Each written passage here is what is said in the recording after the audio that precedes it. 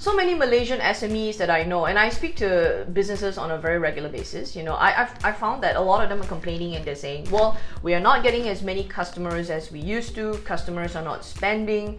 It's getting very, very difficult to be able to hit our last year's revenue, the year before that, you know, so things are coming downward, and we're not sure what we can do.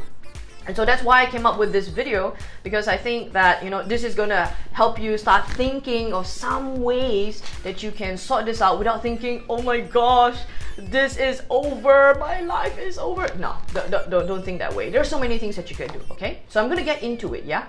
Okay, so number one, be clearer with where your cash is going. You know, you wanna think about how much cash you're holding, you know, and this is the thing, we have to be aware with what takes cash in our business. You know, what takes cash is our inventories, you know, what type of stocks that we buy, you know, what types of stocks, you know, are we just going all out and saying, oh, I like this furniture, oh, I like that merchandise, and you just go right ahead and buy it? Or are you really assessing with whether it's fast moving, do customers actually want to buy it? But be very, very clear with what you intend to use your cash to buy. Stock, receivables as well. You know, a lot of the time we're so caught up with going out there and getting more sales, more revenue, more sales, and you know, but it doesn't translate into cash, and that's where collections come in. For those of you who have long collection cycles, you know, you gotta be able to make sure that the cash comes in. So being very, very clear with having strong cash holding during a recessionary period. Number two, having a smaller office. You know, having a smaller office where you're a lot less heavy and you're lighter. You know, a lot of businesses that I know, and very, very big businesses, they're actually moving to smaller offices because, hey, you know, why have I got to have such a big office? I've got so much of utility bills to be keeping up, and that causes the stress for the business owner to try to keep up with all these heavy expenses, and then there is less profitability at the end of the day. But are these fixed expenses really necessary? You've got to ask ourselves that.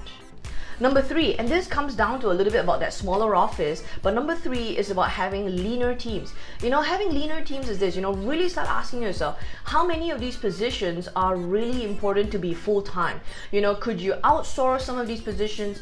Could you get them part-time? You know, could it be flexible roles where you don't really need to have them in the office? You don't really need to have this big, huge space for like 50 to 100 people, but you could have a smaller space, be more effective with that space, and get these roles to be working off-site more, you know, and a lot of the time there are many other options like shared offices, you know, that, you know, you could have teams off-site temporarily for projects, and this could also help you instead of have them all full-time and they're all sitting in your P&L weighing you down. Number four, invest in systems. Investing in systems could help you to reduce a lot of error, a lot of redundancy. You don't need to increase more and more people. Like for instance, companies that I know that invest in an accounting system, they're so used to doing everything very manually, so you need a lot of people. But the minute you invest in an accounting system, I know accounting teams, admin and finance teams with about 5 people, they reduce that count to about 2, and 2 people are able to manage the same amount of transactions because there's a system in place.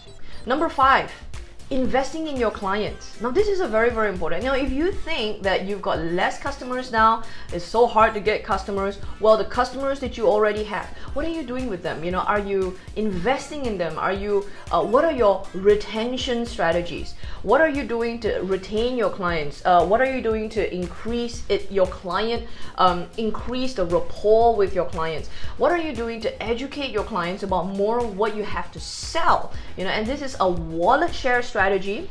Yeah, a wallet share strategy. Instead of continuously investing in getting more customers, you know, and if you are in a place where you're struggling with getting more and more customers, then what are you doing for your current customers, and could they be buying more from you instead of getting more customers to buy from you? So that will also help you to retain your customers, and at the same time continue to help you to generate more sales through the relationships that you've already got. Number 6, Number 6 is a really, really big one, you know, and if you're one of those and you're feeling the pinch, you're feeling the, oh, you know, things are declining and I don't know whether I can keep going, then prioritize your local operations, prioritize your domestic operations. This is where you started. Focus harder on it. Focus harder, make sure that it's stable. It's a very, very good opportunity to look into your systems, look into your team. You see, a lot of Malaysians, and I know this, a lot of people are saying, hey, you know, in Malaysia, it's just boring. People are not spending, you know, it's since the GST, people are just like, oh, they're tightening up their wallet before they take out a dollar. They're just going, do I really need to buy this? So a lot of people are, you know, pinching on spending, and you know, I don't blame them. You know, consumers, it's just also the living costs are increasing. But this is the very, very important thing. You know, if you feel that in Malaysia and you think that if you go to some other place, you know, places like Vietnam, they're very, very aggressive, they're on a high growth, and you think, oh, I think that's where I gotta be, you know, that's where all the action is, you know. In other places in Asia, sure, I think that's fantastic, but you have to make sure that you've got your operations domestically in place. If you go to this other country, you go out there and you multiply in 2 or 3 different places, and it takes your attention away.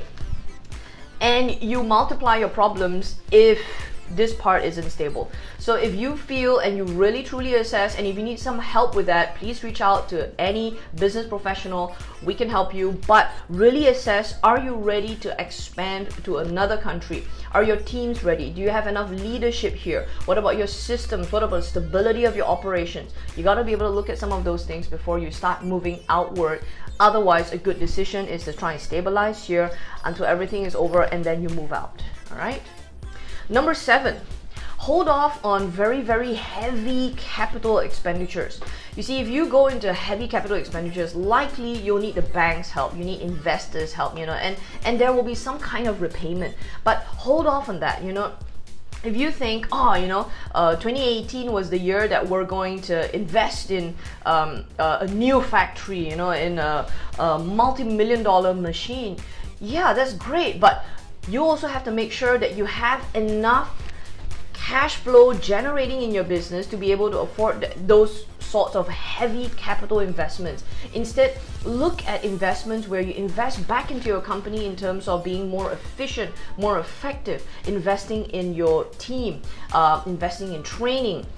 Of course, investing in your customers, the customers you've already got, investing in marketing, lead generation, versus very heavy capital investments that get you even heavier in the face of a recession. And now you don't want that. Number 8 is a very, very big one. Monitor or remove non-performance in your team. Now, this is really, really important because, you know, sometimes you get to a recession, your belts are all tight. You need to have your team producing productively harder than any other time. So you can't have the same 50 or 100 people doing the same stuff. You might have to go down to 30, you might have to go down to 20, you might have to go down to 5 and still produce. That's where you got to remove the dead weight. And there are some dead weight, some people who won't lift harder, they won't strive harder. And there are some of these people that are non-performers, that are not willing to change, you're not willing to pull their weight. You got to know how to measure what you're doing. Or the last ticket is, you got to be able to let them go.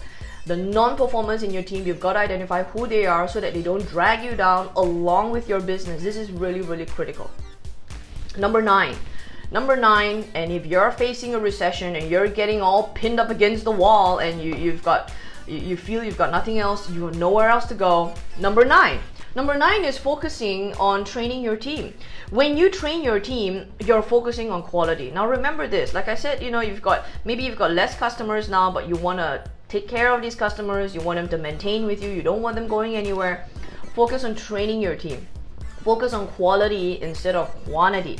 Yeah, and because maybe you have let go of some people, you know, the bunch that you have with you are the people that are going to stick it in through the rainy day with you. So you got to train them and make them better, make them great, and your customers can feel the difference as well. You know, a lot of these points that I've shared with you, all these 9 points I've shared with you, what we're really doing, and this is a very, very powerful strategy. You know, if you already feel that things are kind of flattening out and you're going, and I'm on this slope and I'm not sure how I can stop it. Well, hang on. If it's already happening, it is a great opportunity for you to consolidate. You know, I talk to a lot of business owners that come and they reach out to business coaches like us, business advisors. Why? Because they're taking this opportunity that, okay, well, things are slowing down. I'm not going to try and push this big boulder up the hill. I'm not going to try and swim up the stream like an Olympic fish. But what I'm going to do is, it's going to come down to this, yeah? I'm going to take care of my clients, my current customers, but I'm going to take this time to train my team. I'm going to take this time to consolidate. I'm going to take this time to make myself even stronger so that when all this blows over, I'm ready to conquer out the market again. So a lot of it is about, and a lot of what I've just spoken about is about consolidation, and it's also about making sure that you're stronger when the wave is done, boom, you go into attack. But you're in a much better place, you're in a much better efficiency to be able to do that. So guys, like this video if you like it, right at the bottom, like it if you like it, share it if you feel that there is somebody else out there that is just going, what do I do? Share this video with your friends, your entrepreneurs as well. And of course, subscribe to my channel if you feel that whatever I've shared has been useful for you and you want to be able to get more. Because guys, remember this. It's all about having a great business and a great life, because being in business is about having more life. Take care and see you next week.